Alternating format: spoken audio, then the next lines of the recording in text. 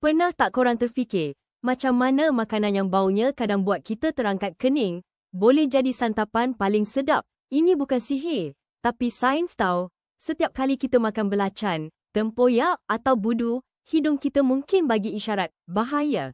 Tapi lidah kita pula menjerit. Lagi, kenapa jadi macam ni? Kuncinya ada pada sistem deria bau kita yang unik.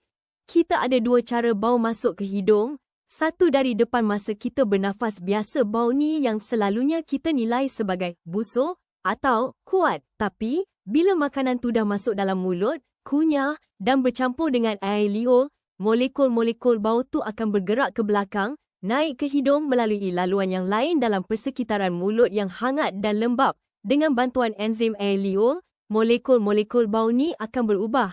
Jadi lain pula persepsinya, bau yang tadinya mencabar, kini bertukar jadi aroma yang kompleks dan membangkitkan selera. Contoh paling ketara ialah durian.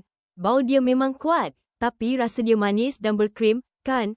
Ataupun belacan yang mentah, bau dia memang power. Tapi bila dah jadi sambal, penambah selera nombor satu. Jadi, hidung depan dan hidung belakang kita ni sebenarnya bagi informasi berbeza pada otak. Ini bukti betapa ajaibnya deria bau dan rasa kita ni, yang mampu menipu kita dengan cara yang paling sedap, memang power kan.